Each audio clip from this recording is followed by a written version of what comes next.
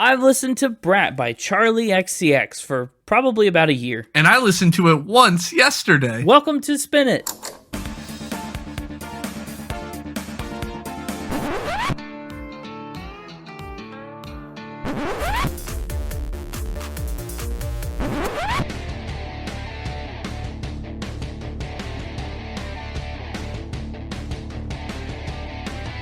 Hello, everybody, and welcome back to Spin It, the record ranking podcast for people who would rather be listening to music. I'm James, and with me, ready to talk. The con dog.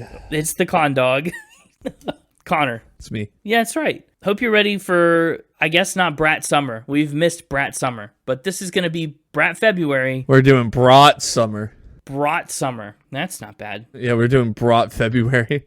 Be honest, when you first saw the album title, did you think of the sausage? Well, no, because I knew about Brat Summer. So okay. Well, you knew about, hold on, but pump the brakes. You knew about Brat Summer. Did you have Brat Summer? I did not particularly indulge in Brat Summer. But you knew it was there. I knew it was a thing. I knew everybody was like, oh, it's Brat Summer. And I was like, yeah, it is. Totally. Did you do anything extra bratty in mid-2024 because of it? Yeah, no, I don't think so. I think I was too scared to let out my inner brat. Oh, you had a rat summer. Scared and cowering, running in fear. Do you know any Charli XCX? Do you remember her early stuff? Did you know her early stuff was by her? I'm guessing the answer is no, but like I love it. Yeah, I didn't realize that was her. That song was inescapable. It's wild to think about how everywhere that song was, and then how little I heard about Charli XCX until Brat. Yeah. But also, musically, historically, I run in very different circles, typically, than this. But it was an interesting, I kind of considered Brat like a genre boundary expanding album for me. Not the kind of thing I usually go to. Club classics. I never listen to club music, and I've talked about that lately with a couple other strongly electronic albums, like Lady Gaga. But I thought Brat was a good way to expand my horizons, and I feel like I listened to it when it was nominated for Album of the Year, but I might have listened to it even before that, just to kind of jump on the bandwagon. I'm excited to see whether you, too, will be on the Charli XCX bandwagon after this episode. I have my theories and my guesses and my predictions. I do enjoy a good wagon ride.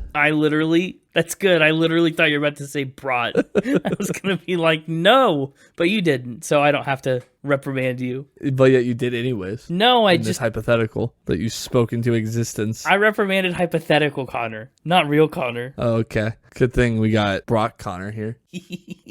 Yeah. I'm not Brat Connor. I'm Brock Connor. Brat Connor? I don't ever want to meet Brat Connor. Jazzy Connor was enough for me. Dude, I'm going to throw a fit. I'm going to be a little brat and throw a fit. Uh-oh.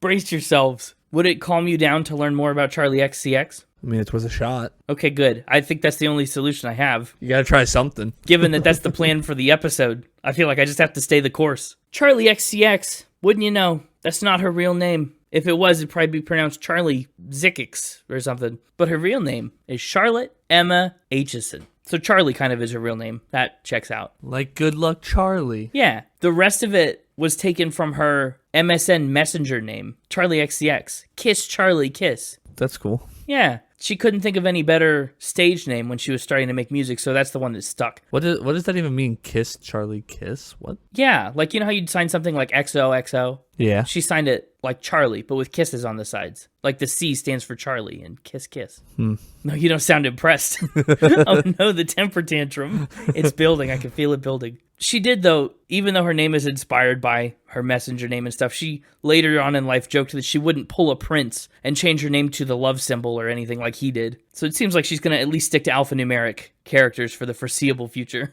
Anyway, Charlotte was born in Cambridge, England on August 2nd, 1992, at the tail end of a non-Brat summer. Wow. She's older than I thought, actually. Yeah, she is. I was thinking she was closer to our age. Well, she was at one point, but it's true. I think she's just got a younger energy. I mean, she makes music for people our age, definitely. But 1992 and 2026, that makes her coming up on... Whoa, we don't need to talk about a lady's age. I mean, that's true. I'm talking about a lady's birthday. And her age. You explicitly called out how old she'd be. Oh, well, I'll just bleep that part then. I'm sorry if I insulted you by implying your age based on the year you were born, Charlie. Yeah. Let's rewind. Anyway, 1992. Her mother is a nurse and a flight attendant. Her father is a talent agent. She's half Indian and half Scottish. She grew up mostly in English schools, and she said being a half Indian girl with frizzy hair led to her being picked on and discriminated against when she was just a kid. She was kind of an outcast. So for Charli, music turned into an escape from that whole mess. When she was in her early music listening years, the early teens and stuff, she was listening to major pop acts like the Spice Girls and Britney Spears. By 14, she was using the name Charli XCX and writing her own songs. She asked for a small loan from her parents to record her very first album. Yeah, how small? I'm actually not sure how small, but, to make an album when you're 14 years old, it can't be that huge of a loan, right? I don't know. I'm also pretty certain she's paid it back. You don't know. I don't know. That's true. Maybe she's just paying back the monthlies and not paying it all off at once. Oh, there's so much interest. Those high interest parent loans. Depends on what kind of interest rate you got. If it's less than 3%, you shouldn't pay it off early because you're just wasting money. Yeah, we'll have to talk to her parents about that. We'll reach out and see what we can find before the next episode about her comes out.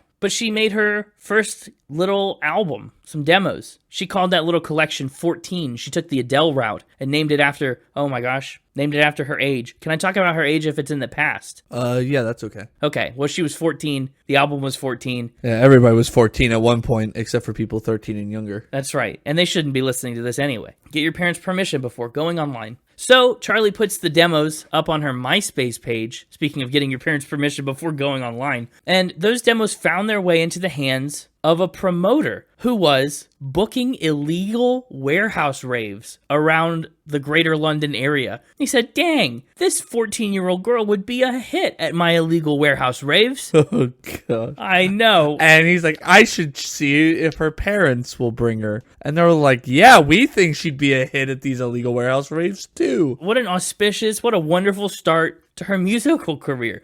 And she does. She starts performing at these underground raves and these parties. And you're right. Her parents do support her in that. They even go to watch her from time to time at these venues. My parents would lose their minds if I was doing that. And they wouldn't touch any illegal underground rave with a 30-mile pole. But that's a really interesting beginning to the story. Yeah. We talk a lot about how some bands and artists have very similar origin stories. Not Charli XCX. I just imagine how either cool and supportive, or just how I guess depending on how you view it, bad her parents are to have given her this loan and then taken her to illegal warehouse raves. Yeah, I'm under the impression that the warehouse raves are only illegal because you can't have a rave in a warehouse. I don't think it was shady. Or they didn't get it approved. Yeah, right. They didn't have the permits. It wasn't it didn't go through all the proper channels and the red tape. That's my understanding. It wasn't some underground shady rave.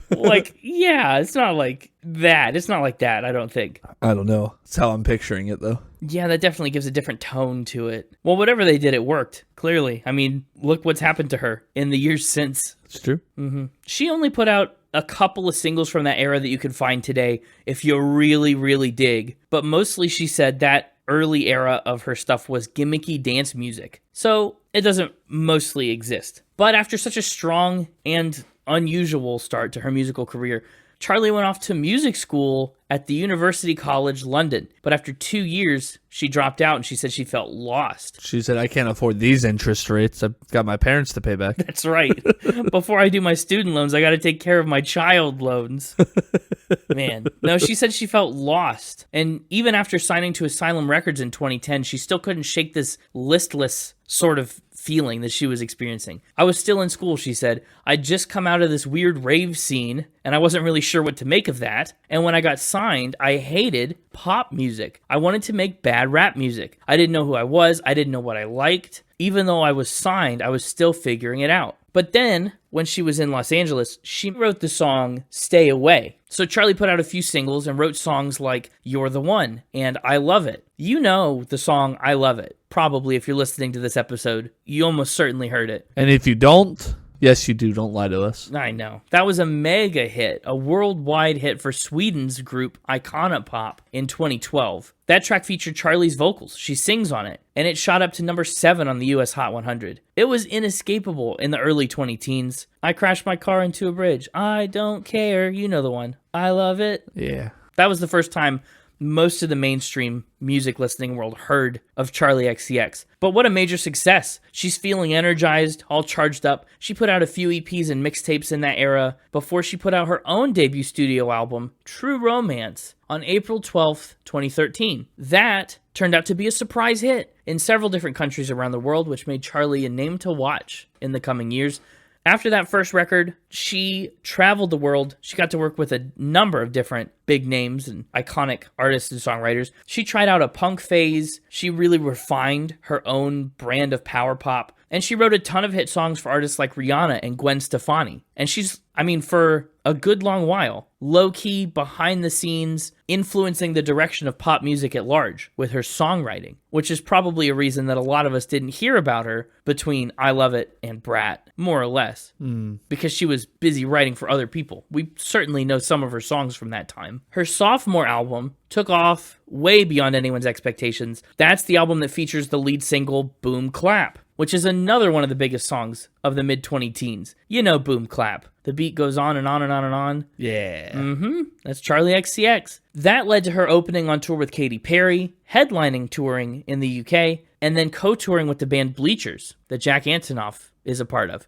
She did another EP called Vroom Vroom before her third studio album called Number One Angel in 2017. I think Number One Angel was my first proper intentional Charli XCX exposure. I listened to that one back in March of 2022, a good couple years before Brat Summer came on. But I was looking for pop music in my albums of the month mix, and so I turned to Number One Angel. I gave it an 84. It's currently number 482 on my ranking list, so that's cool. 7 of the 10 tracks from Number One Angel ended up on my personal playlist, but I'm not so sure the album itself as a whole left too terribly much of an impression. So Brat was definitely kind of a Charli XCX redemption attempt for me. I wanted to see what she could do, in the years after Number One Angel. And boy, is it different. But after Number One Angel, she did her Pop 2 mixtape in late 2017, which features contributions from Carly Rae Jepsen, Tuvalu, Caroline Polachek, and plenty more. Over her next 3 albums, Charli would work closely with Troye Sivan, collaborate with Mo, Lizzo, BTS, Haim, Addison Rae, Sam Smith, tons of names. She even did a song for the Barbie music soundtrack. Yes. The summer before Brat Summer, Barbenheimer's Summer. That was probably I knew of Brat Summer when that hit, but also I think my first probably recognition of the name was from Barbie. Wow. Speed Drive was her Barbie song, right? Yeah, that sounds right. That's a popular one. It's got 308.5 million Spotify plays right now. It's not too bad at all. Oh. After releasing her self-titled record Charli in 2019, a pandemic-inspired album called How I'm Feeling Now in 2020, and Crash in 2022, and after she headlined Coachella, her contract with Asylum Records was up. Bratchella. Yeah, that's probably what it'd be now. I'd prefer to go to Brattaroo. But her record contract with Asylum Records was up at that point. So she signed a brand new contract, bigger than ever before, and she set out to make her most ambitious and far-reaching project yet, her 6th album, Brat. She based the album and its sound on the London rave scene where she grew up. So there's a lot of instant club classics, pun intended, on this record. Charli said it's simultaneously her most vulnerable and her most aggressive and confrontational record, which is a lot of range. I think that's pretty accurate from what I've heard. She made the album also. She used a smaller library of sounds.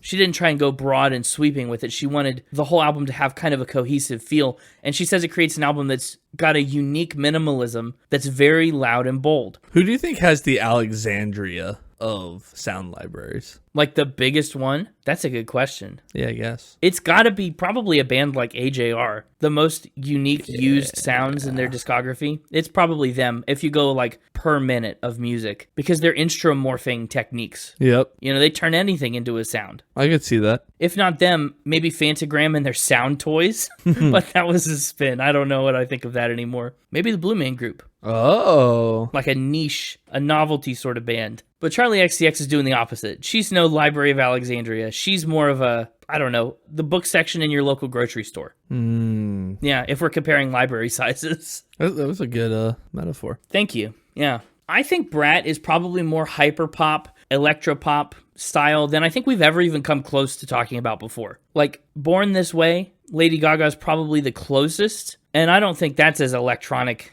as Brat. Not even in the same kind of ballpark. Does that seem accurate? Am I forgetting anybody? Boy, if you've forgotten them, I sure have. Yeah, that's a fair point. That's not always true. Sometimes I come with the deep cuts. Yeah. Well, Brat was announced on February 28th, 2024, and the lead single, Von Dutch, came out the very next day. The full album dropped on June 7th, and that kickstarted Brat Summer. It was Charli's highest Billboard 200 debut ever at number 3. It went to number 1 in the UK, Australia, Croatia, Ireland, and New Zealand, and it went to the top 10 in 13 other countries. Wow. It ended up being the highest rated album of 2024 by Metacritic with a 95 out of 100, which beyond 2024 is their 15th highest rated album of all time. It got a 9 from Paste, an 8.6 from Pitchfork, 5 stars from The Guardian. Lots of critical acclaim coming Brat's way. They especially praised Charli's lyrics and the rave-inspired sound. Some critics even called it a masterpiece. Pop Matters said Brat is next-level Charli XCX. A Bratster piece. A Bratster piece. Wow. Boy, we could really put that word into almost anything. We've got a nice smorgasbord of Bratmanteaus for you this episode. My library of Brat is quite large. I'm sure. Well, Brat was on the short list for an Album of the Year Mercury Prize. It was nominated for an incredible 9 Grammys last year, including, of course, Album of the Year. Yeah. And she took home 3, including Best Dance and Electronic Album. Not including Album of the Year. No, Cowboy Carter reigns supreme. I'm excited to see how it compares for you. As is usual. That's right. Brat also has a Brit Award, a Billboard Music Award, 2 American Music Award nominations, and a lot more. It was easily Charli's biggest album release to date. It kicked off the Brat Summer bandwagon. Everyone was jumping on it. The London Eye was lit up in green. National Geographic was writing articles about Brat. The Collins English Dictionary made Brat the word of the year. It was wild. It was everywhere. Which is wild. That's a wild one. The word of the year. And it was already a word. We should petition to get spin as the word of the year. We should. Well, that's what's ridiculous about it is like Brat was already a word. Yeah. It's not like bootylicious when they added that to the dictionary. It was like something new. Brat they just added a definition of it. Yeah. It was a mess. Brat Summer got a little off the rails. Politicians in the UK and the US even adopted the album's aesthetic to try and relate to the youth. They're like, ooh, vote for me. I'm a brat. Right. Yes. And it was both sides of the pond. It was a lot. It's like, stop it. But hey, no press is bad press, right? So yeah, good for her. In the post-Brat wave, Charli did not rest. She put out a deluxe edition of the album with 3 extra tracks. And then a whole remix album, Brat, and it's completely different, but also still Brat. That remix album, really interesting concept. That also did numbers. It came out in October of 24, and it features reimaginings of the songs from both the normal and the deluxe versions. It has features like Sympathy Is A Knife with Ariana Grande, I Might Say Something Stupid featuring the 1975, Everything Is Romantic featuring Caroline Polachek, Apple by the Japanese House, Girl So Confusing with Lorde, Mean Girls featuring Julian Casablancas of The Strokes, and the big hit from that remix album was Guess with Billie Eilish. That song didn't even make it onto the basic normal edition of Brat. That was a deluxe exclusive. Yeah. But it was a huge song. Also, on a more personal note, she got married in July of 2025. But lately, Charli's been hard at work on the soundtrack to the 2026 film Wuthering Heights, based on the Bronte novel. And she's been working with John Cale from the Velvet Underground for one of the singles on that. Fun stuff. Oh, that's fun. Yeah. She's also poised to make her debut as a film producer in 2026 with The Moment. What? Yeah, that's supposed to come out this year. It features Kylie Jenner. Wild. Yeah, so keep an eye out for all that. Charli XCX is about to have another summer. I don't know what it'll be. Wuthering Heights summer? Wuther summer? It's not as marketable as Brat, but we'll make do. She's also got some awards and accolades. As a very successful artist and songwriter and performer, she's been nominated for 199 major awards and won 68 of them. So close. So close. I know. A lot of those awards are for I Love It and Fancy and Boom Clap. Of course, a lot are for Brat as well. She's been nominated for 4 American Music Awards. She's got 3 ASCAP Pop, Music Awards, 3 Billboard Music Awards on 6 nominations, 5 Brit Awards. She's done pretty well at the Clio Awards. She's got a Danish Music Award. She's also earned 4 Grammys on 10 nominations, 2 Ivor Novello Awards on 3 nominations, 2 iHeartRadio Music Awards on 10 nominations. She's got a ton of MTV VMA nominations, 3 NME Awards, a Radio Disney Music Award, a Teen Choice Award, a YouTube Music Award, and a lot more. Very gilded, that Miss XCX. But yeah, that's the intro. No temper tantrums yet, huh? Yeah, not yet. I think we've staved them off. For now, I mean, we'll see how you do in Fact or Spin. You might set me off. Set you off? That wouldn't be great. I'm going to do my best to win for you then. Hopefully that will keep your temper at bay. Let's get the Bratstaper on in here. It's me, the Bratstaper. Nice. The Mixed Bratter. No. That's really the only 2. Yeah, that's pretty much it. How you feeling this week? What did you do during Brat Summer? Oh. I mean, I know you were here with us every week. Brat Summer, unfortunately, it was supposed to be this big thing, but it kind of got overshadowed. Overshadowed? Yeah. What overshadowed Brat Summer? Dastard Fall, of course. Dastard Fall. Yeah, you were pretty dastardly in 2024, if I remember that fall correctly. I don't know if you overshadowed Brat Summer, but I think you sure gave it a run for its money in my book. I mean, Brat Summer didn't hit me until like a year later. Yeah, well, what can you say?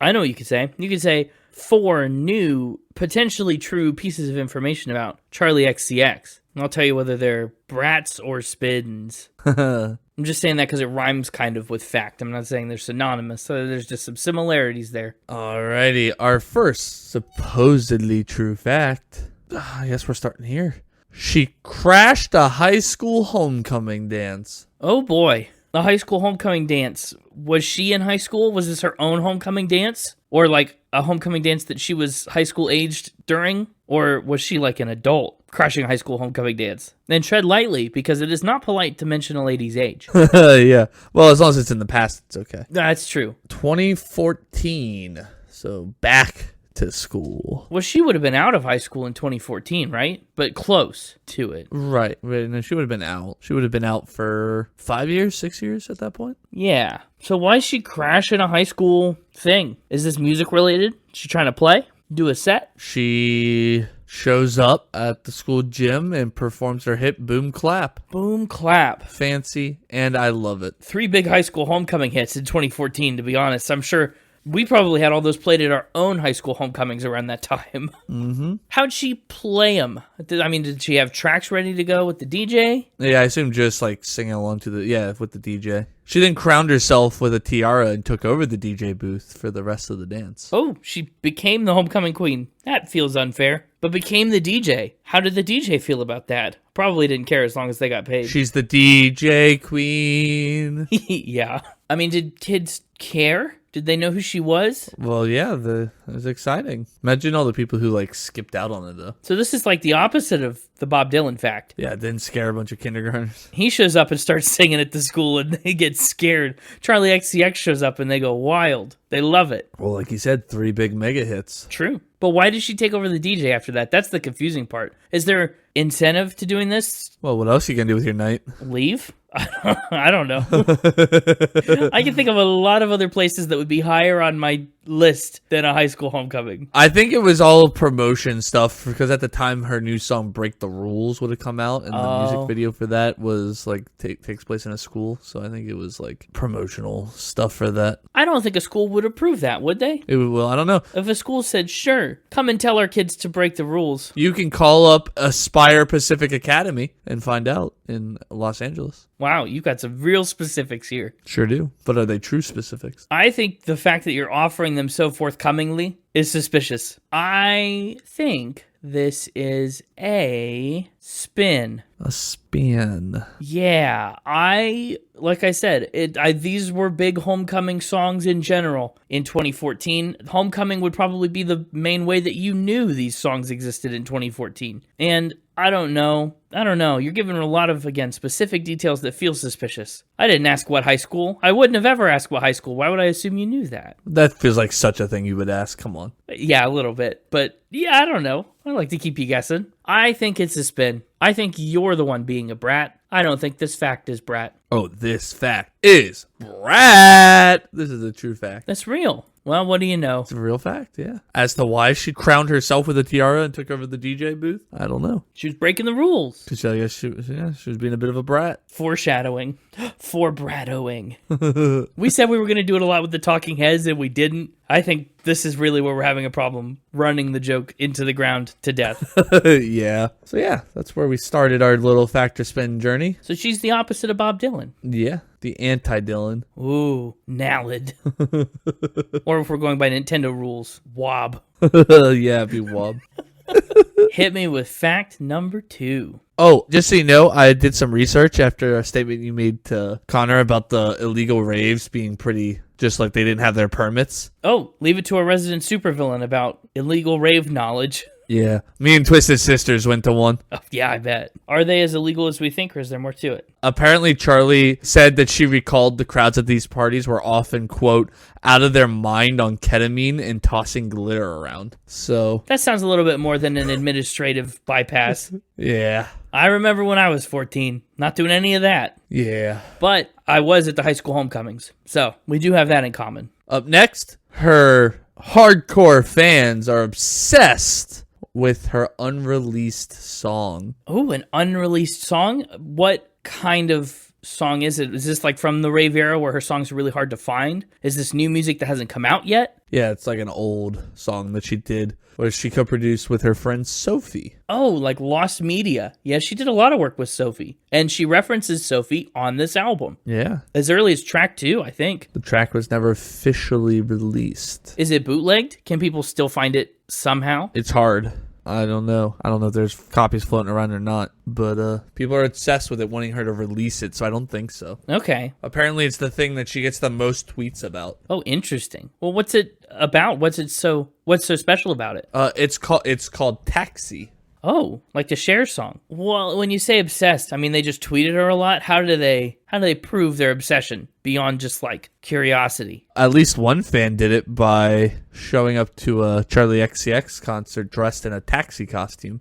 Oh, wow. That's awesome. Really pushing it, huh? That's fun. Yeah. Did she respond to it? Did she see them out in the crowd and go, I know what you're up to? I don't know. Apparently, she's played the song at one of her live shows back in 2019. Oh. But then other times people have asked for it and she's refused. Interesting. You never know when she's going to do it. Yeah. Maybe she doesn't do it. I think Sophie passed away in 2021. So yeah, that was my next thing is she said in 2022 she addressed it and said that it's hard to listen to fans ask her to play it after Sophie's death. Yeah, that might just be one that stays in the vault. Yep. But it's nice that she's got that personal connection, that piece of art they made together that she can have. I think this is a fact. I think fans, this sounds in line. Yeah, there's nothing to really not believe, but I totally believe it. Fan, they dressed up as a taxi? Well, that's a little bit there to not believe, but I still think it's true. Still thinks it's true. This is another Brat, another true fact. Another true fact. That's cool. Darn it. You know what, though?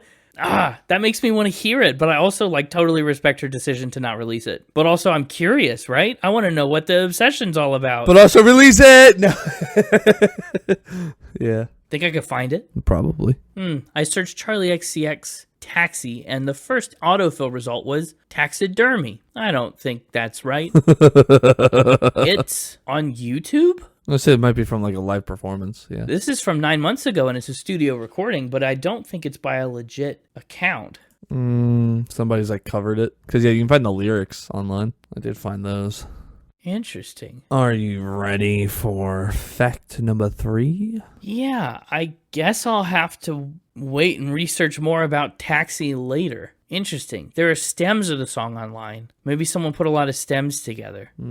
Interesting. Anyway, yes, now I'm ready for fact number 3. I've done enough Taxi research to satisfy my curiosity for the time being. She has passionate fans. Yeah, very true. I forget how I phrased it in the past when we've had some... We've had some real interesting ones lately. Mm-hmm. And passion usually results in some interesting things. I mean, Mother's fans bringing urns full of ashes, which was a spin, but that's passion. Asking Alexandria has very passionate fans, was the fact. They're the ones that wanted tattoos, right? Yeah, somebody to tattoo them, I think. Yeah, Like to take a needle or a knife and etch the tattoo onto them. Yes. This week's Passionate Fans, we have 2 things signed and 1 thing entered. Entered? Yeah. Let's start with the first signed thing. We'll go in the order you said. Okay. What are the Passionate Fans asking her to sign? Mom's Ashes, of course. Oh, another one? Another one. Why would they bring their mom's ashes to Charli XCX? I mean, at least with Mother, I'm seeing a little bit of a clear thematic connection. Is anybody's mom that's alive, like right now, like that big of a Charli XCX fan? She doesn't make mom music. Just, to stereotypically speak. There are all sorts of varieties of moms in the world. I'm sure at least one of them's a big Charli XCX fan. Was. Dang. Well, so does she sign it? Yeah, signed it and posed for a photo with it. Nice. Okay. Sure. I suppose. When did this happen? Well, she talked about it in 2020, so sometime before that. Well before Brat Summer. Well, what's the other thing that got signed here? You have to bleep it. Oh, I'm going to have to. Okay. Get your bleep ready. Yeah. And aim.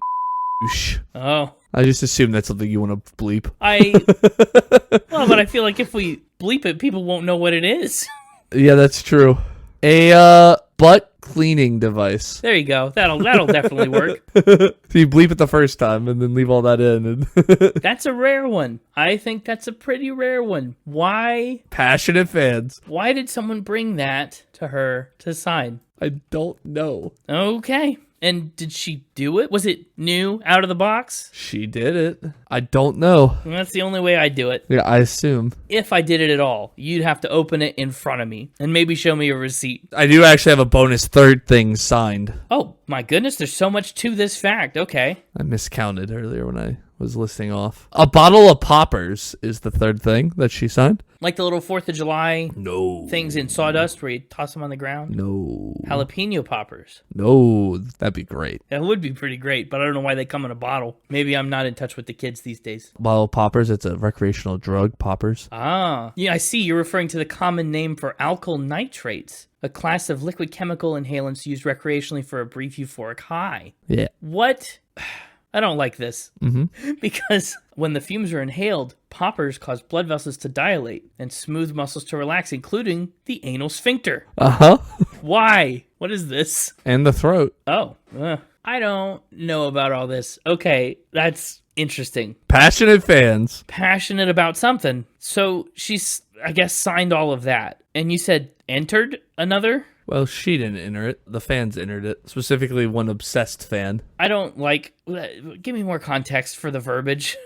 Entered into what? Charli's LA home. Oh, they broke into her house. Another burglary. Yeah. Okay, that's way better than the other ones, ironically. Trust me, this was not a burglary. What was this? This was just breaking and entering. Just going in, looking around? Yeah, nothing was burgled. Well, they did more than just look. What'd they do? They made themselves quite at home. They stripped naked and hopped in the backyard hot tub. Okay. Why? Because they're passionate. I guess this is the most unhinged single fact we've maybe ever had. We've had it in a while. I don't know. The Lars Ulrich toilet was That's up pretty- there. And snorting ants, and there's a few others, but this one's on the short list. And all of these have to be true for this to be a fact. Yeah. So many of them are so similar. 3 of them are pretty related to butts. But is it true? Well done. I'm most suspicious about the ashes because we just had that. But could you have known this was coming? I don't know. I think this is all true. I think it's all true. I guess I think it would be unlike you to put so much stuff into one fact. And I would never just slip one spin in there. Not never, but I think it's super possible. I don't think you'd lie about any of these things. The only suspicious part is that you added the bottle of poppers very last minute. You said 2 and then you threw in a third one. It was a bonus. Buy 2, get 1 free. Well, I guess if it's a bonus and I had 2 that were either true or false, the third one would have to be also true or false to be, the same thing. So you're locking in fact? Yeah, and I hope if you made something up, it's the naked hot tub or the urn again. You just keep lying to me about urns. I guess you'll keep getting away with it. I don't know. What's true here? I keep lying to you about urns. This is a spin. Oh no. She did take a photo with a dead mom's urn, but she did not sign it, nor do I think she signed any of the other things that she was asked to sign. But she was asked about it, right? Yeah, but she didn't actually sign any of it because she's not crazy. But she did take a photo with the urn, so. Hot tub break-in? Oh, that's true. That's real. Well, bummer there. I mean, so she did take a picture with an urn, and people did bring all those things to her. Yeah, it's just I kept explicitly saying she signed them, but she didn't. How embarrassing must it be to show up to pay so much money for your extra ticket to see and meet and greet your favorite artist, Charli XCX, and you come up through the line, you're so excited, and you present her with your prized and she says, ew, and turns you away. How devastated must you be? Butt cleansing device. Yeah. That was a wild ride. I don't even know where we ramped to from there. We're not really ramping so much in this. I don't know. We'll see where it goes. She launched her own cryptocurrency. Whoa. Like Bratcoin. That would have been a great thing to call it. It would have, depending on when she did it. Well, yeah, it was before Brat Summer. Yeah. This takes us back to the very first, like the test episode of the podcast a little bit, when Kings of Leon made their album an NFT experience. Oh, yeah. That aged like milk. But Charli did a cryptocurrency, huh? What was it called and when did it exist? It was called XCX coin, and it launched in 2021.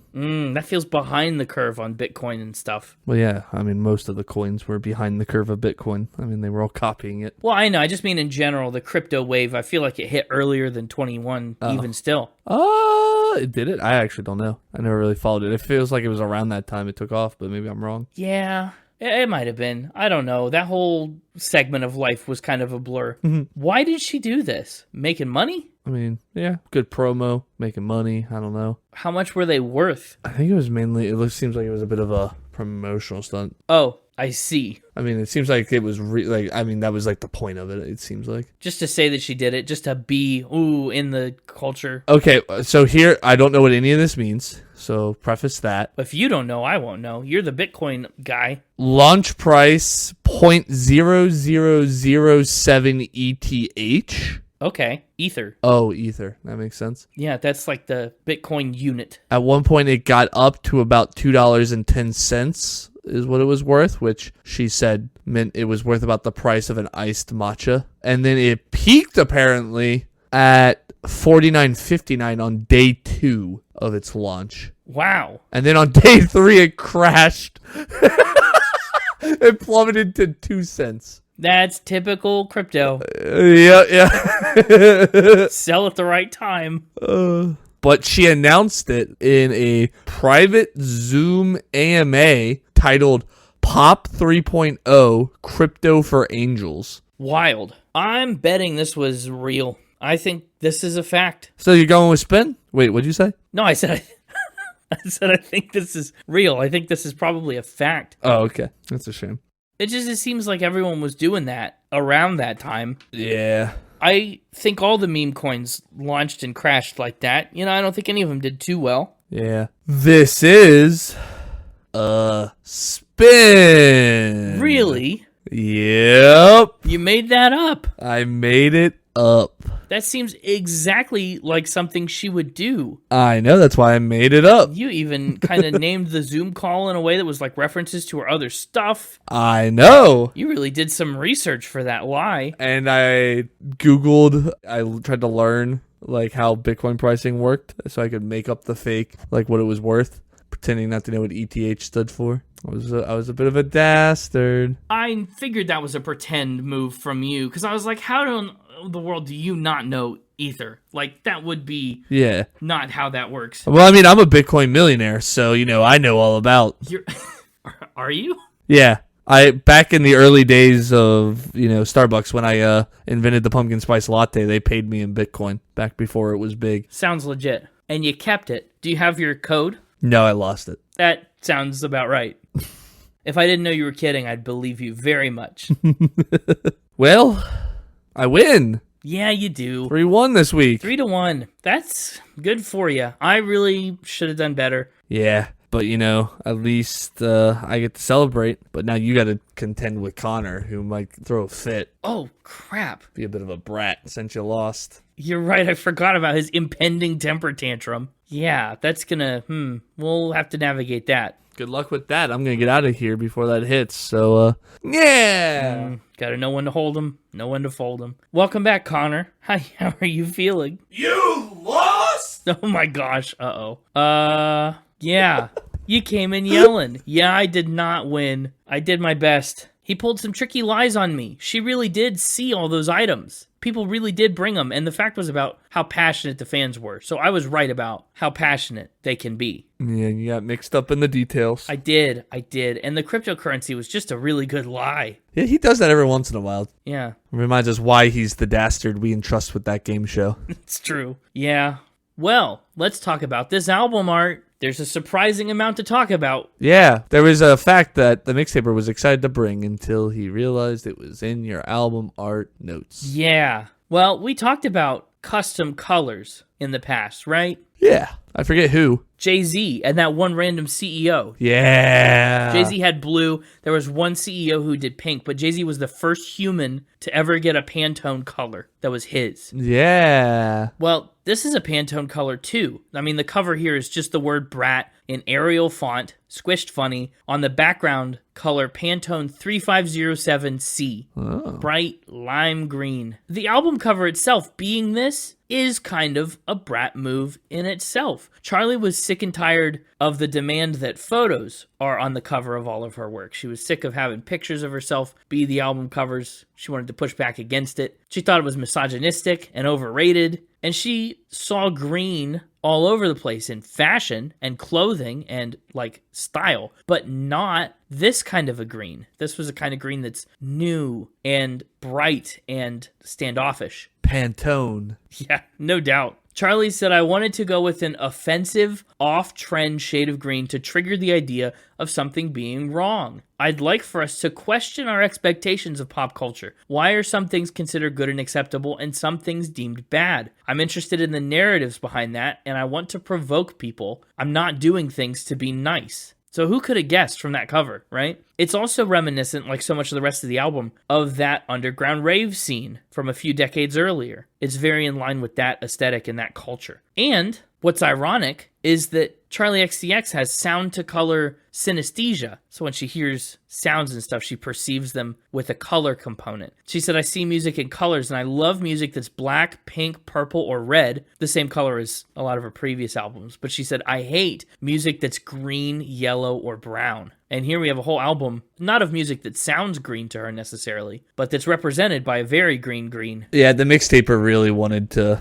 bring the synesthesia thing because we've talked about, he's done spins about that before. True. And so it being real, he was real excited. Well, we've had it be real before too. Yeah. Like AJR and a few others. I also just really like that, yeah, they went with, they hate music that's green, but went with green for this. Yeah, it's an extra element of Bratness. How long do you think it took them to make this album cover?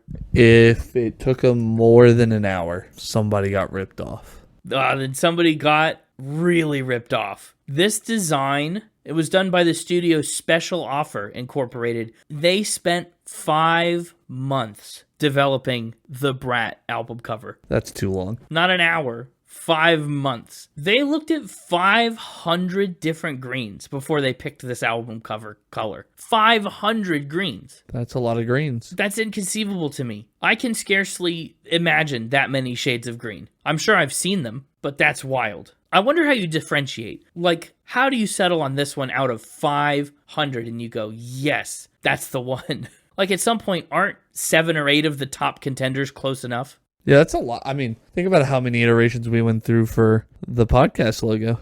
I mean, far fewer than 500. I don't know. I spent probably a good 600 iterations on my original logo, and then you called it garbage. I never called it garbage. Yeah, you said this is bad and you should feel bad, and I did. I don't think that's not how I remember it. Also, this design studio, they picked the Arial font because it's so common, and they stretched it out a little bit to give it, quote, a personality, which is unbelievable. Yeah, we want the most recognizable basic font, but we don't want it to be normal. We want it to be special, so we'll squeeze it a little bit. I mean, it's funny and it's ridiculous to talk about. Yeah, they spent 5 months to come up with this, but it worked. It's grade A marketing. It's instantly recognizable. It earned a Best Recording Package Grammy for this minimalistic simplicity. Yeah, what do you know? Nothing else was using this color. Nothing was doing it like this. Yeah, fair enough. So that's the album art. Very interesting. But now we got to talk about these tracks. Got to get into the electro pop of it all. And it all kicks off with 360. No scope. Spoken like a true person who's listening to this album for the first time. Spoken like someone who does not know much about Charli XCX. 360 was the second single from the album. It was nominated for Record of the Year and it won Best Music Video at the Grammys. It went to number 11 on the UK Singles Chart, debuted at number 73 on the US Hot 100, and went on to peak at number 41. Essentially, it was her biggest song since Boom Clap, which is great. Boom Clap. What did you think about 360? Did you hear of this one before listening to the album yesterday? Did you hear any of these, I guess, before listening to the album yesterday? Yeah, I think I'd heard Von Dutch before. You might have. I think she maybe played part of that at the Grammys, along with Guess with Billie Eilish. But I think that's it. Yeah, she did Von Dutch at the Grammys. You definitely saw it then. Yeah, okay. I thought I recognized it. And you were right. But 360 was all new, huh? It's kind of, believe it or not, a subtle sort of intro to the hyperpop scene. I think it starts out pretty low-key. The one-note melody for her vocals is not too bad, and I really like the catchy hooks that are behind it. Critics also loved how catchy it is. Thought that melody was a ton of fun. I like this like electronica, hip-hop, rappy style to this song. Yeah, pretty unique. I think I'm a big fan of songs that have big like instrumental presence like this, even if it's like whether it's electronica like this or like all the big bass stuff going on Talking Heads or the big heavy metal like instrumentals of Disturbed. It's just, I like a lot of instrumental presence. Yeah. Well, if you like big instruments, electronic included, this album's going to get a lot of them. The production is kind of off the rails and really involved. I like it a lot. But I can hear, even in how cool the instruments are, there's a minimalism to 360 that I really like. The song works with negative space really well. A lot of breaks in the instrumentation that keep it moving. And a good handful of these lyrics, not just on 360, but on the whole album too. They made quite a splash in pop culture. Some called this song a sonic sugar rush. Line of Best Fit said 360 sounds less like reaffirmations of Charli XCX's greatness and more like attempts to convince herself of it. The New Yorker said 360 is an assemblage of vague ideas about glamour and celebrities that listeners can disappear into. And I think that's fair. I think 360 is a kind of a surface level 30,000 foot flyby, and it's kind of your one chance to do that before the album really starts to dig deep. Mm-hmm. I'm so Julia. That was a big line. Did you hear people saying that last year? No. Oh, well, then that phrase for you was not so Julia. It's a reference to Julia Fox, who Charli says started every trend of 2022. But really, I think she kind of made that happen for herself, manifested it, spoke it into being. Because Charli XCX was a lot of places, but not everywhere. And then this song and Brat came out, and she was everywhere. I like 360 a lot. We'll kind of come back to it slightly a little later. But first, we're going to make it through the rest of the album, and that includes track 2, Club Classics. A little bit repetitive here. Definitely, you feel that rave influence. I can count on one hand the number of times I've been in the club, so I'm not sure if these were classics or not. Well, hold on. What about Penguin? Club Penguin?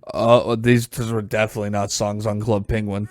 No, probably not. It's definitely a club song. I can count on 0 hands how many times I've been to a club. You've never been? I think it's none. Yeah, I think it's none. I don't know any of the club classics, but it's a cool chance for her to shout out and admire a lot of her favorites. She talks about dancing to Sophie and dancing to AG and everyone else. I want to dance to me when I get to the club, she sings. I want to put my own music on. I want to make the next club classics. She really has. Not a lot lyrically going on in club classics, and the music is just music to dance to. It's kind of a low investment sort of song, You don't really have to put anything in to get a lot out of it, if that makes sense. We talked about on the Talking Heads, the lyrics demand something from you. You have to engage with the song a certain way. Club Classics and a lot of the rest of Brat does not demand that from you, especially on the dancier tracks. So you just have to kind of consume it differently. You have to look at it through a different lens than some other stuff we talk about that's lyrically really heavy. Maybe I should have tried getting up and dancing to this song while listening to it. I think it would help. To see if it felt club-like. I genuinely think it would help you enjoy the song more. You could do it real quick now if you want. Oh, let me try it. Yeah, just do a little sample. Yeah, it does. Yeah, put your hands up and dance. See, it really helps. It's got a good beat for that. It's a good length, too. Only 2.5 minutes. Yes, all the songs on this album end up they feel bite-sized. And that's helpful. I think that's really good for the motion of the album and the momentum. And we've been having fun. 360, I'm So Julia, Put Me On, the Club Classics. Suddenly, well, bam, Sympathy Is A Knife. And the lyrics are becoming incisive and personal real fast. This song, Sympathy Is A Knife, dives into insecurities and anxieties and doubt. It's a song about self-image. Critics called it a shockingly honest banger. And I think I agree with all three, both adjectives and that noun. Yeah. Fans speculated that Sympathy Is A Knife is about Taylor Swift, who was dating Maddie Healy from the 1975 at the time. Oh. Yeah. Charli XCX, she married a guy from the 1975. So she's close with Maddie Healy in that whole situation. She knows it a lot. There's no diss tracks on Brat, according to Charli. But, Taylor Swift, she released a variant of the Tortured Poets Department in the UK right when Brat came out. It may or may not have been intentional to try and block Brat from being number one on the charts. The optics are not great, but no diss tracks. Charli said, people are going to think what they want to think. That song is about me and my feelings and my anxiety and the way my brain creates narratives and stories in my head when I feel insecure and how I don't want to be in those situations physically when I feel self-doubt. Sometimes I'd look on stage when she'd see the 1975 play. She said she'd look at them on stage and say, I'm never going to play these rooms, ever. That made me feel jealous. I told Maddie that and George. They were both like, shut up. What are you talking about? And they were right, because I feel like Charli XCX has matched or surpassed the 1975. Oh, absolutely. Sympathy Is A Knife. I like it a lot. It might be my favorite song to this point, but 360, it's a tough call. Maybe a toss-up on those two. This song went to number 10 on the US Hot Dance Songs chart and 56 on the UK Singles chart. And like I said before, the remix on the completely different version of Brat features Ariana Grande. Ah. I like the melody, I think, of Sympathy Is A Knife. Whereas I like the instruments on 360 and the melody's a little bit monotone one note. Sympathy Is A Knife has a really fun chorus melody. It is a nice melody. I think I liked both 360 and Club Classics better, though. Really? I thought Club Classics would maybe be too repetitive for you. No. I think it was early enough on the album and it was the right length. Well, did you try getting up and dancing to Sympathy Is A Knife? Oh, no, I haven't tried that. Hang on, let me try. Well, give it a shot and see what you think then. No, it doesn't help this one. Oh, rats. I thought it might. Oh, well. At least, you gave it a fair shot. I can't argue with results. I will say, though, these first three songs have been so big, I might say Something Stupid ends up feeling like an interlude. It's not even 2 minutes long, and it comes in at track 4, and it just doesn't hit the same. I really like I Might Say Something Stupid. I think it's necessary to have these little moments to breathe, yeah. I really like it. I like that it's about, but there's like this weird fake electronic vibrato put onto it. Oh, hit me with that auto-tune, yeah. Like Cher. Yeah. Share what? Share your opinions. Oh. I Might Say Something Stupid. Like, if you were listening to this whole album all the way through at a club, this is the point where you'd, go grab a drink or run to the bathroom or, you'd take a breather before you get back into the dancing with Talk. I Might Say Something Stupid, but it really does just feel like a bridge to get us from one set to the next set of tracks. And it's still very heavy. Lyrically, pretty engaging. It kind of ends suddenly, too, which is an interesting lead into Talk. What do you think about Talk? I could talk about it. Okay, nice. This song is as personal and real life as it gets. It's a song about her husband, George Daniel, the 1975 guy. It's from a time, that she met him and was attracted to him, but they hadn't started dating. They hadn't talked in person. They've been texting, and even when they were in the same room, like at an award show or something, they were across the room texting each other. She says in the lyrics, I want to approach you, but we've been keeping this a secret. You're surrounded by friends, and I'm wondering what they'd know. So I wish you'd just talk to me. Awesome chorus. She said, Talk is about a very specific moment where me and my fiance, we were not together, but we were definitely very into each other at the NME Awards. We were both sort of sat at different tables and we were texting each other, but we weren't hanging out. But we were looking at each other. It was very like one of us would look, the other would look away, and then vice versa. And you could just feel when someone's watching you. There's a lyric in the song that says, I followed you to the bathroom, then I felt crazy. Charli says, I did actually do that. Awesome. Yeah, she said, I saw that he went to the bathroom, so I was like, oh, I'll go to the bathroom too, and maybe we'll like bump into each other, and then we won't be texting all the time. But I got halfway there, and I was like, this is insane. And then I went and sat down again. I think this is one of the best choruses on the album. I really enjoy Talk Talk. Yeah? Yeah, the sentiment is relatable. How many times have you been in a stage where you got a crush on someone and you just want to talk to them, you know?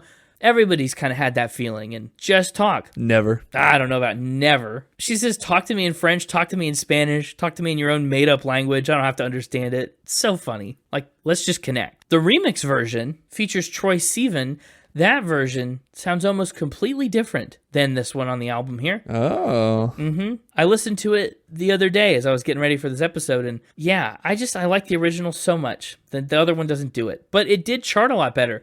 The remix went to number 74 on the Hot 100. The original never charted in the US at all. Did you like Talk Talk? Where's it fall in the lineup so far? Above, actually, it's my lowest. Above nothing. Oh, well. That's not to say I didn't like it. I liked everything else better. Wow. Yeah, that makes sense. I get that. Well, what about Von Dutch, your favorite track prior to listening to the album? Because it's the only one that you heard. Oh, still a fan of Von Dutch. Still a fan of Von Dutch. It's a really interesting song. Von Dutch is such an interesting... It's the lead single.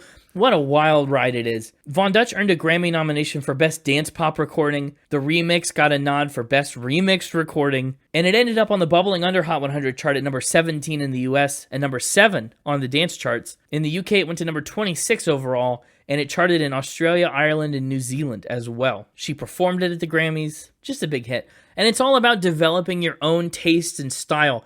Obviously, it very heavily refers to the cult fashion brand designer Von Dutch. Charli said she started to develop her own style in her MySpace era and kind of like figure out what was cool, take pride in her personal tastes. She said it's about how sometimes you feel like there are people in the industry. There's just those people who you know are watching you. They're watching your every move. You know they're commenting on it behind your back, probably in kind of a rude way. But they're so nice to your face, and you're just like, WTF. They have so much criticism of you in the way that you do things, in an almost obsessive kind of way, where it's like they can't look away. She said, Von Dutch is kind of about that feeling of, ugh, I know you're watching me, so if you're watching, I'm going to be a star. She said, I feel like everyone has that moment sometimes when they know people are talking about them, and you're like, fine, talk. I'm that girl. Watch me, and you could talk about me more. So this song is about that. That's the attitude behind Von Dutch. And why Von Dutch, you ask? Yes, why Von Dutch? Ah, good question. No clue. No, I'm just kidding.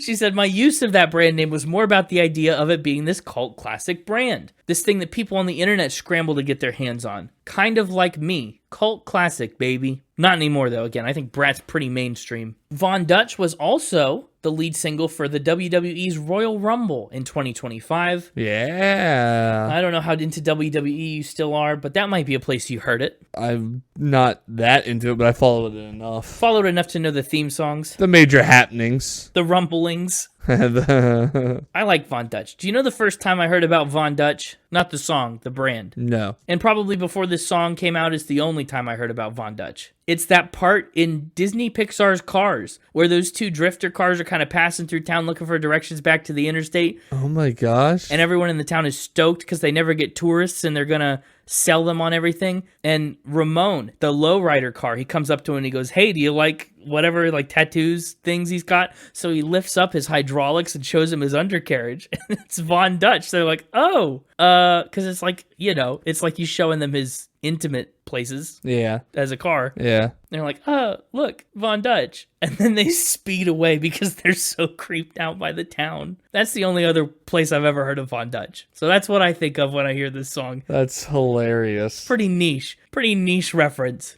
yeah, it is. It's also now all I'll think about, so thanks for that. That's right. You want to talk about a song that got a little repetitive for me? How about Everything Is Romantic? Yeah, that, Everything Is Romantic. It's big time repetitive. Charli said 5 words that describe everything as romantic: Italian, apparel, romantic, Pompeii, lace, curtains. That's 6 words. Who's counting? Again and again and again and again. Fall in love again and again. That's the whole song. I mean, that's a lot of it. It's another song like Club Classics that is kind of a lyrical lightweight, but you just got to get up and dance to. It's a very dramatic kind of song, though. I think that's cool. There's like a flute in there. The instruments are a little more analog than a lot of these other heavily digital tracks. There's still some digital stuff in there, digital strings and stuff, but it's at least a different feel. We kind of expand past the patent minimalism of the rest of the album. It debuted at number 95 on the UK singles chart, but it didn't get there until October of 2025. Oh. I don't know why. I don't know what made it go onto the charts that late, but it did it. Can you rewind for a second? I missed what you said. Nice. Rewind is another fun song. I don't know if it quite gets the love it deserves. A lot of these songs are kind of the perfect length. Again, everything is romantic, being an exception. Too long, too repetitive. Pushing it. But for most of these, they're like the perfect length. And Rewind is a prime example of that. Yeah, you get in, you get a couple good choruses, you get out. Yep. You pop in, you chorus, you pop out. Yeah, I think Rewind is the perfect blend of, well, there's another couple examples on the album that work, but Rewind is a very, very good balance of introspective lyrics and dancey pop music. It's a great example. The balance is very well struck on Rewind. Sometimes I just want to rewind, go back to all the good times, have all the fun we had again. Go back in time to when I wasn't insecure, and she gets vulnerable here. I feel embarrassed. I'm always thinking about my weight. I think about this. I used to burn CDs in my bedroom, and I've been thinking about a way simpler time. I never used to think about the Billboard charts or worry about whether I was going to be successful or be a hit. Like, things were simpler. Yeah. But you can dance to it. Rewind, yeah, just has a good mix of like a nice message and danceability. Yeah. I think it's kind of a good primer to put Rewind right where it is, because she talks about reminiscing on the good old times and going back to the past, and then she slaps us with track 9, So I, which is a song about her longtime collaborator Sophie, who, like we mentioned, passed away suddenly in 2021. Mm-hmm. And this song kind of commemorates her. So while we're thinking of simpler times, it is only fitting that we reminisce on the people that were with us along the way. Charli uses this track to talk about her regrets, about their friendship, things that she would have done differently if she could do over, what she'd say and do, hang out more often. You'd say, come over for dinner. I'd say, no, I'm fine now. I really wish I'd stayed. Yeah, remember that. Next time you reject my dinner invite. Well, it's the different. You invite me to dinner and I'm 200 and 300 miles away. That is a bit tricky. I'm just saying, someday you might wish you could rewind and go to that dinner. Yeah, well, I invite you to a podcast recording and sometimes you fall asleep in your chair. One time, years ago. Has it really only been one time? No, it was more than I was one. say, it feels like I'm being gaslit. But it has been years. It has been a long time. What a song, though. When I'm on stage, sometimes I lie, say that I love singing these songs you left behind. Wow. And I know you always said it's okay to cry, so I know I can cry. Incredibly vulnerable and sweet moment. Probably the most touching, heartfelt bit of lyric on this whole album. There's a lot of candidates. I'm the opposite. Nothing makes me want to cry less than when somebody's like, you can cry. Oh, and that makes you not want to cry? Yeah, I'm like, no. How often do people tell you could cry? Every day. Oh, cry about it. Every day. That is tough. Ballad Guy, I just assumed So I would be kind of a hit for you. Oh, yeah, it was good. Wasn't top 3 or anything, but it was good. Really? Wow. I mean, I get that. No. Up next, Girl So Confusing. Yeah, they are. It's so confusing sometimes to be a girl. That's what the song's saying. The lyric really says it all. It's so confusing sometimes to be a girl, girl, girl. Another excellent melody. Exclaim said Girl So Confusing is a bit petty, a bit sweet, bravely embarrassing, and combative. The New York Times said it's mutually messy, risk-taking, and honest reckoning with the funhouse mirrors of fame and conflict resolution you can dance to. I think that's awesome. What a delicate blend. This is another song I was talking about when I was talking on Rewind about a balance between the personal and the boppable. Girl So Confusing nails it. Yeah, I obviously can't identify with this song at all. Well, no, because as a non-girl, that's true. But do you know what this song's about? No. This song is about Charli's relationship with Lorde, who we talked about on episode 191. Ah. A little extra melodrama here. See, they got compared to each other a lot because they have sort of a similar look and aesthetic. They kind of broke into the mainstream world at the same time. So there's jealousy, comparison, all sorts of stuff is boiling up behind the scenes. Sometimes I think you hate me. Sometimes I think I might hate you. Maybe you want to be me. Sometimes it's awkward when we eat at a restaurant. We don't have much in common, but people say we're alike. I don't know if you want to see me falling over and failing. It's so confusing to be a girl. These friendships and relationships are so complicated. But they worked it all out, and Lorde herself was featured on the remix version of this track. The remix kind of serves as the song's sequel because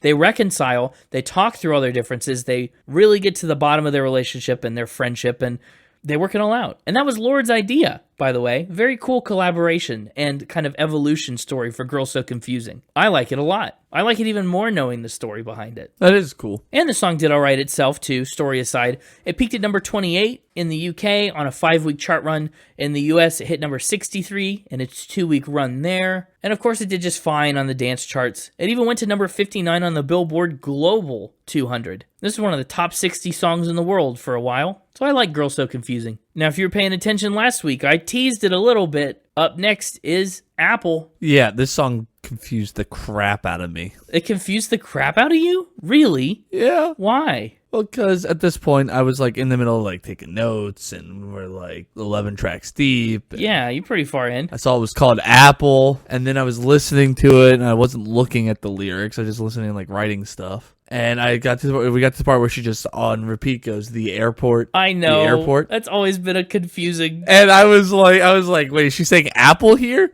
And then I was like, wait, no, that's not Apple. That sounds like airport. Is this song called Airport, not Apple? I was like so confused for a moment. Ugh, Girl So Confusing. Yeah.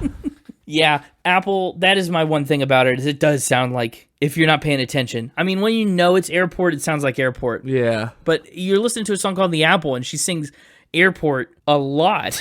And she doesn't put a lot of oomph on the T. No, I kind of attribute that to the British. Yeah, I'm just saying it adds to the confusion. So you didn't know Apple beforehand, huh? No, well, you asked me earlier, and I only said Von Dutch. No, I know, but I just figured I'd bring it up again, because Apple was another one that was a candidate for you knowing, because it was another single from the album, the third one of 3, and it got a viral TikTok dance that went along with it. Yeah, because you know me, super in touch with all the viral TikTok dances. That's why I'm surprised. Not really, but it got out there. It earned a Grammy nomination for Best Pop Solo Performance, charted in the top 10 in the UK, number 51 in the US. I am glad, though, that the part you were confused about is just the pronunciation of airport versus Apple, and not like the main metaphor, which I've never had a problem with. But looking at some internet discourse, it seems like people were really confused about the metaphor here. Oh, really? And it made me sad for our media literacy. Well, just literacy in general. It's not really our strong suit anymore.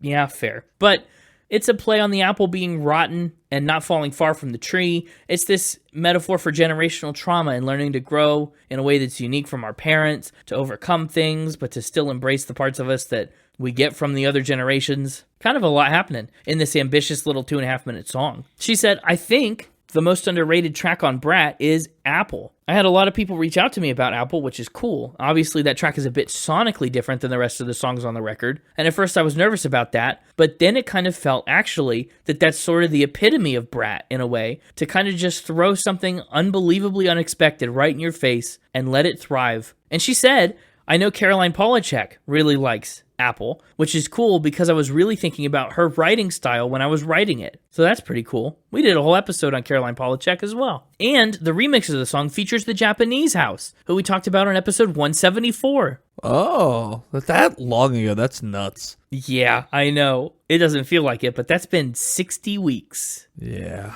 Yeah, I really like the Apple. I think it's not sonically all that different. I mean, from a song like 360. Yeah, it doesn't quite sound like Von Dutch or Sympathy Is A Knife, but I definitely could see it fitting in the mold with that minimalistic sonic palette. It kind of matches 360 and 365. Then we get to what I kind of think is the most repetitive song on the album, even beyond Everything Is Romantic. Yep. Back to back to back to back to back to back to back to back. There was a time when it would have been eligible for the Spin It Repetitive Award. Yeah, Yeah, And it honestly might come in second. I feel like it does. Let me do some math real quick. If we just retired the never to be dethroned winner, I think this might be would be the new champion. Well, I don't think that's how it works. You can't retire a winner of the most repetitive. Sure you could. Oh dear. It might take it. Whoa, really? I would have to do a quick check to make sure. I feel like we have to. But I'm seeing roughly 242 backs. Wow. 242 is a lot. What was the Stevie Wonder song that did it? I don't remember. No, actually, sorry.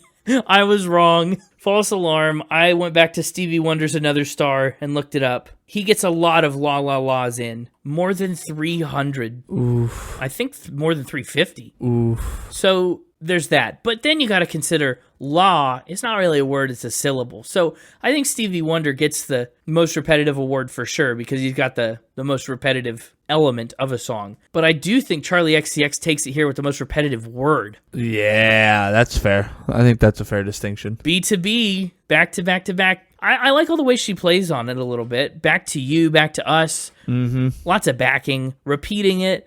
Took a long time breaking muscle down, building muscle up, repeating it, back to back to back. Incredible. I really thought we'd never find anything to come close, but this came a lot closer than I expected. We're winding to the end of the album here. Track 13 is called Mean Girls. It's all about Mean Girls. I like the tempo of it. I like the energy of Mean Girls. And also maybe the best use of coquettish we've ever heard in a song. Well, is it the only use of that? Yes. I'd almost bet on it. Another Lana Del Rey reference. Yeah. Episode on her. This one's for all the mean girls. There's just a lot of connection between Charli XCX and previous episodes. I'm telling you, she's, kind of all over the place. All over the scene. This kind of counts as like a spin cycle sort of album. Oh, yeah, it would. I think Mean Girls is okay. It doesn't leave much of a strong impression on me. I don't ever dislike it, but I don't ever love it. Yeah, it's too mean for me. Yeah, it's fair.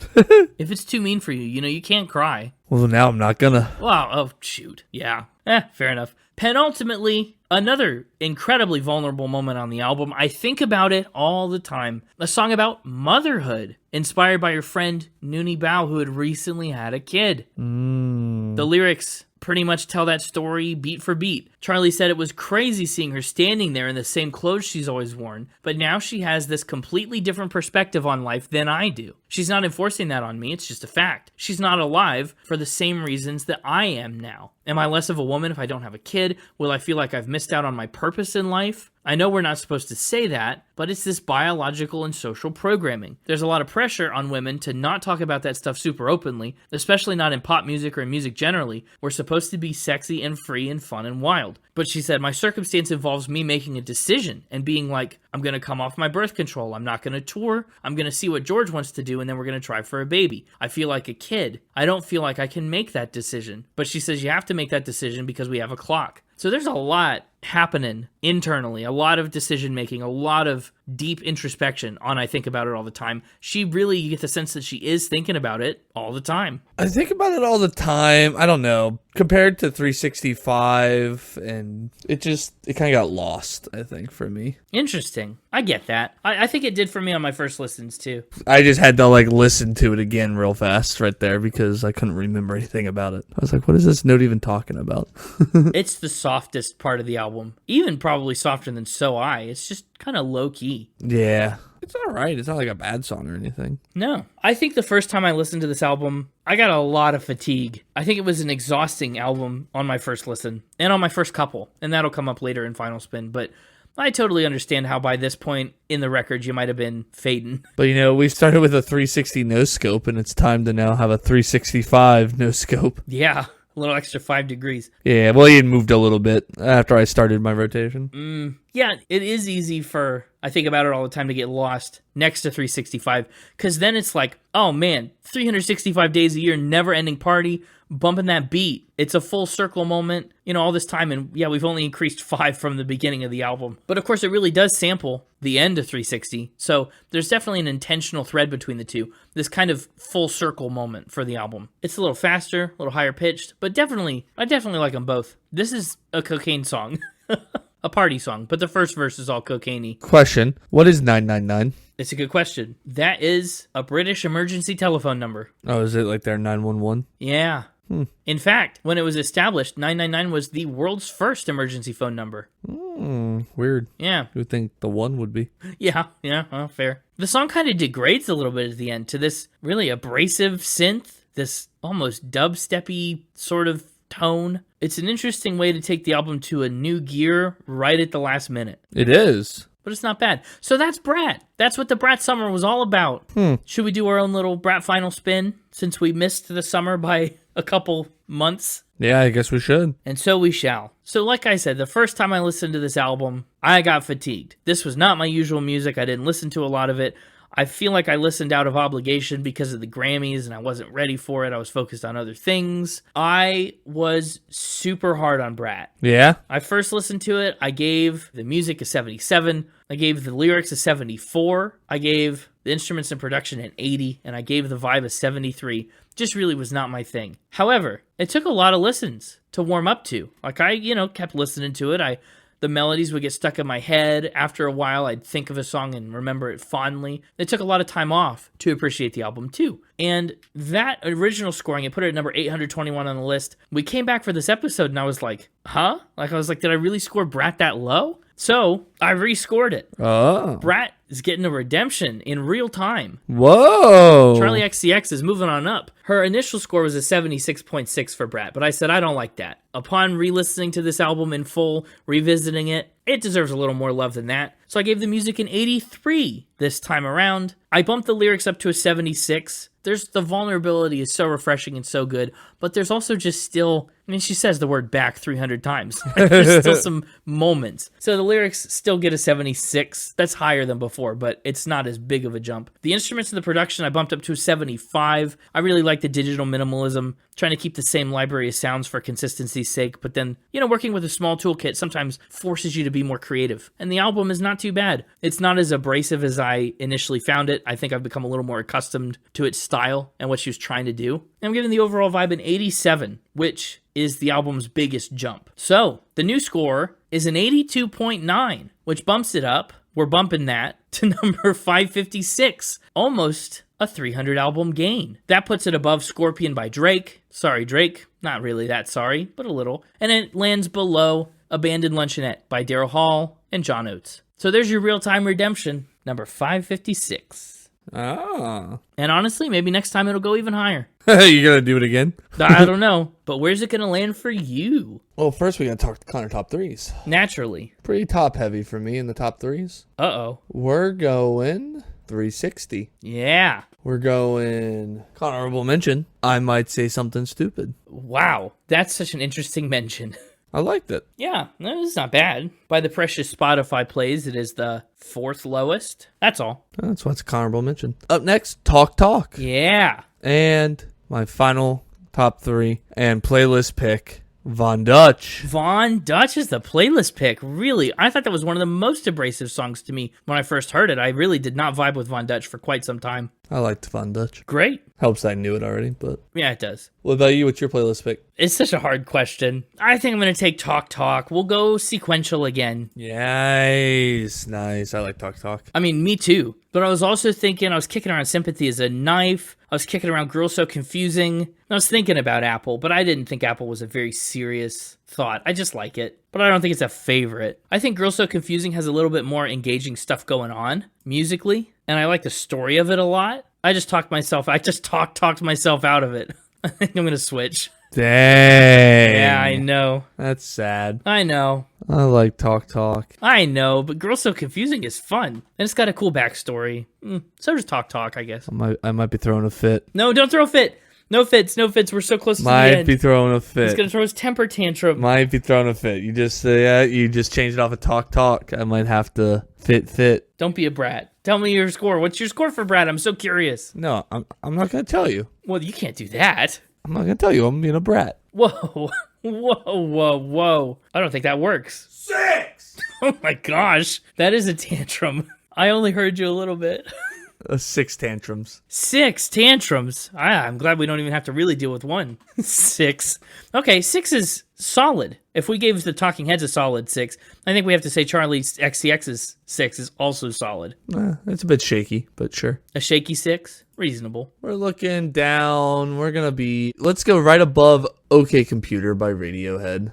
Above OK Computer. Yeah. Nice redemption adjacent pick. So then I suppose that does automatically answer the question how you'd compare it to the other Album of the Year nominees from that year. Mm-hmm. This is the 4th Album of the Year nominee from 2024 we've covered on the podcast. Obviously, Cowboy Carter won, and we did the Grammy special on that one. We did Sabrina Carpenter's Short and Sweet. We did Chappell Roan fairly recently, within the last month or two. Rise and Fall of a Midwest Princess, and now Brat. You gave Short and Sweet and the Rise and Fall of a Midwest Princess 9s, and even though you ranked Midwest Princess higher, you still thought Short and Sweet was the Album of the Year. Yeah. But this is a solid 2 points below Cowboy Carter. Yeah. Brat Summer and all. I stand by it. Okay. Now we know. Just in time, too. We got the Grammys coming up. We sure do. Oh, we're prepping for them. But before the Grammys, we got another podcast holiday. Of course. Well, I guess it's after the Grammys happen, but before the Grammy episode. That's Gopher Day. Got Gopher Day coming right up. Mm-hmm. That's coming up next week. And I'm so excited. We got a special one. I've liked our new direction for Gopher Days. It's pretty fun. Mm-hmm.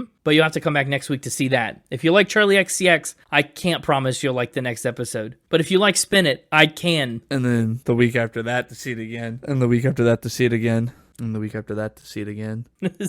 Maybe we should have just talked about everything is romantic on Groundhog Day. Anyway, I think that just about does it for this episode. Does it? We've talked about Charli XCX and Brat. And if you want to hear us talk some more, nice. Head on over to our website. And our social media. At SpinItPod Official on Instagram, at SpinItPod on X, and the website, like you mentioned, www.spinitpod.com. We're a 365 party pod. I mean, a little basic, but, tell a brat about the podcast. Oh, yeah. Tell your friend who's a brat about this episode. They'd love it. It's literally named after them. Yeah, it's for them. We'll see you next week. We're going to ramble into the next episode. I promise we'll talk about apples a little less. Don't make promises you can't keep. I promise I'll talk about apples a little less. And until then, keep spinning. Okay, so we talked earlier about brats, like the sausage. And it's got me thinking, why don't we make more sausages or foods in foot-long increments? I know we do it with subs, but really, like, the hot dog is only foot-long. Well, what food would you like to see foot-long? Oh, there's so many good options.